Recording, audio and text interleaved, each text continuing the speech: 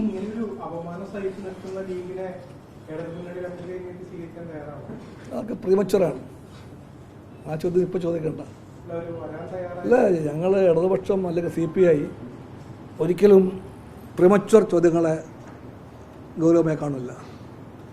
When the question becomes matured അപ്പോൾ തീരുമാനിക്കാം.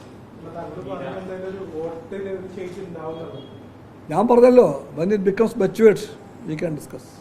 ഇന്നലെ വണ്ടൂരിൽ വെച്ച് നടന്നൊരു പരിപാടിയിലും KSUക്കാരും MSFകാരും തമ്മിൽ അടിച്ചൊരു സാഹചര്യം ഉണ്ടായി. ഇങ്ങനെ കൊടി വീശിയ പേരിൽ കയ്യാങ്കളി ഉണ്ടായിരുന്നു വയനാട്ടിലെ ഓസ്ട്രോണിൽ.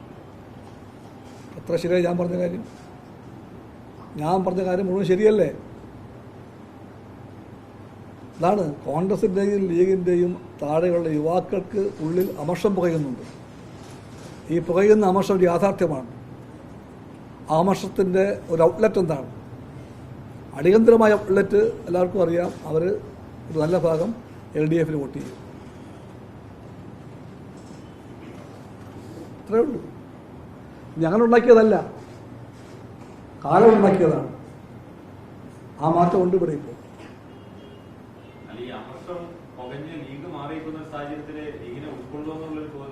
ഞാൻ പറഞ്ഞല്ലോ, let the time becomes matured. Let the time becomes matured. ഒരു പ്രസവം ഉണ്ടാകണമെങ്കിൽ 10 മാസം വേണം.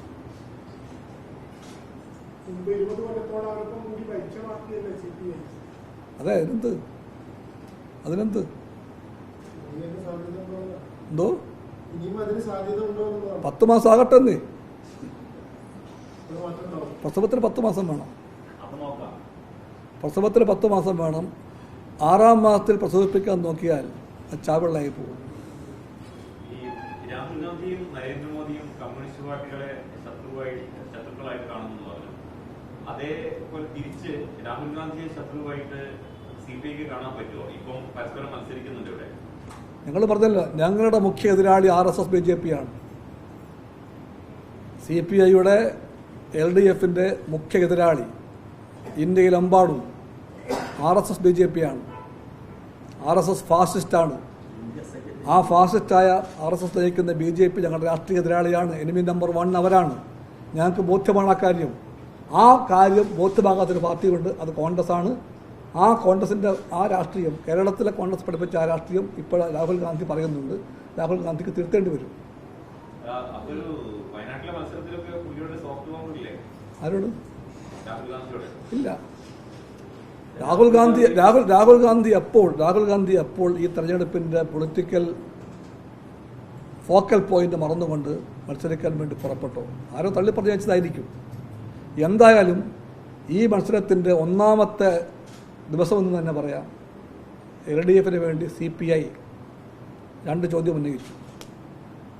1-ാമത്തെ ചോദ്യം, ആരാണ് തെരഞ്ഞെടുപ്പിലെ കോൺഗ്രസ് പാർട്ടിയുടെ മുഖ്യ എതിരാളി? RSS ആണോ ലെഫ്റ്റ് ആണോ? ലെഫ്റ്റ് ആണെങ്കിൽ വയനാട്ടിലേക്ക് വരട്ടെ. RSS ആണെങ്കിൽ അവരുള്ള നോർത്ത് ഇന്ത്യ മത്സരിക്കണം. എന്നാണ് ഞങ്ങൾ പറഞ്ഞത്. 2-ാമത്തെ വിഷയം എന്താ? ഈ വലിയ രാഷ്ട്രീയ സമരത്തിൻ്റെ യുദ്ധക്കളം ഏതാണ്? പ്രധാനമായിട്ടും the focal point of the battle ഏതാണ്? അത് 200 MPമാരെ പറഞ്ഞേക്കുന്ന നോർത്ത് ഇന്ത്യ ആണോ, അതോ 20 MPമാർ മാത്രം വരുന്ന കേരളമാണോ? ഫോക്കൽ പോയിന്റ് കേരളമാണെങ്കിൽ രാഹുൽ ഗാന്ധി മത്സരിക്കട്ടെ ഇവിടെ. അല്ലെങ്കിൽ ഇത് രാഷ്ട്രീയ വങ്കത്തരമാണ്.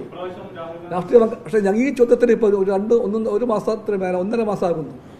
ഇതുവരെയും ഉത്തരം പറയാത്ത കോൺഗ്രസ് ഉത്തരം ഇനിയെങ്കിലും പറയുമെന്ന് ഞങ്ങൾ വ്യാമോഹിക്കുന്നില്ല. ഉത്തരമില്ല കോൺഗ്രസിന്. കോൺഗ്രസ് ലക്ഷ്യമറിയാതെ ദിക്കറിയാതെ തപ്പി നടക്കുകയാണ്. അത് ഇന്ത്യ സഖ്യത്തിൻ്റെ രാഷ്ട്രീയത്തിൻ്റെ ശൈലിയല്ല. ഇന്ത്യ സഖ്യത്തിന് രാഷ്ട്രീയമറിയാം. ഇന്ത്യ സഖ്യം ഉണ്ടായത് തന്നെ ആ രാഷ്ട്രീയം പറഞ്ഞുകൊണ്ടാണ്. ആ രാഷ്ട്രീയത്തിൻ്റെ മുഖ്യ എതിരാളി RSS BJP ആണ്. ഇന്ന് മോദി പറഞ്ഞത് അതുതന്നെയാണ്. ഇന്ത്യ സഖ്യത്തിലെ കക്ഷികളെല്ലാം പല സംസ്ഥാനങ്ങളിലും പരസ്പരം മത്സരിക്കുന്നു എന്നാണ്. ഏറ്റവും വലിയ ഉദാഹരണം ഇവിടെ തന്നെയാണ്. അതെന്നെ ഇന്ത്യ സഖ്യത്തിൻ്റെ രാഷ്ട്രീയത്തിൻ്റെ ഗതിക്രമത്തെപ്പറ്റി കേരളത്തിലെ കോൺഗ്രസിന് അറിയില്ല. ആ കേരളത്തിലെ കോൺഗ്രസിൻ്റെ കെണിയിൽ പോയി രാഹുൽ ഗാന്ധി വീഴാൻ പാടില്ലായിരുന്നു. ഈ മോദി തന്നെ പറയുന്നത് വടക്കേ ഇന്ത്യയിൽ നിന്നും ഭയപ്പെട്ടിട്ടാണ് രാഹുൽ ഗാന്ധി കേരളത്തിലേക്ക് വന്നതെന്ന് പറയുന്നത്. അത് രാഹുൽ ഗാന്ധിയാണ് പറയേണ്ടത്, എനിക്കറിയില്ല. I am not a spokesperson for Rahul Gandhi. CPI ഇത് തന്നെയാണ് പറയുന്നത്. I am not his spokesperson, not at all. Rahul ഗാന്ധിക്ക് രാഷ്ട്രീയം അറിവുള്ള ഒരു നേതാവാണ് രാഹുൽ ഗാന്ധി. രാഹുൽ ഗാന്ധി കോൺഗ്രസ് നയങ്ങളെപ്പറ്റി നല്ല ഖണ്ഡിതമായി ചിലപ്പോൾ വിമർശിക്കാറുമുണ്ട്. കോൺഗ്രസിൻ്റെ പ്രോ കോർപ്പറേറ്റ് നയങ്ങളെപ്പറ്റി ഓപ്പണായി തന്നെ അദ്ദേഹം നടത്തിയ വിമർശനങ്ങളെ ഞാൻ മാനിക്കുന്നുണ്ട്. കോൺഗ്രസിൻ്റെ പലപ്പോഴും ഉള്ള ചാഞ്ചാട്ടങ്ങളെ അദ്ദേഹം വിമർശിച്ചിട്ടുണ്ട്. അതിനെല്ലാം കേൾപ്പുള്ള രാഹുൽ ഗാന്ധിയെ ഞങ്ങൾ കാണുന്നത് ഒരു പ്രതീക്ഷയുടെ നേതാവായിട്ടാണ്. പക്ഷെ ആ നേതാവിനെ കൊണ്ടാണ് മൂക്കിനപ്പുറം കാണാൻ കെൽപ്പില്ലാത്ത കേരളത്തിലെ കോൺഗ്രസ്സുകാർ അവരുടെ ഏതോ താല്പര്യപ്രകാരം ഈ വർഷം കെട്ടിക്കുന്നത്.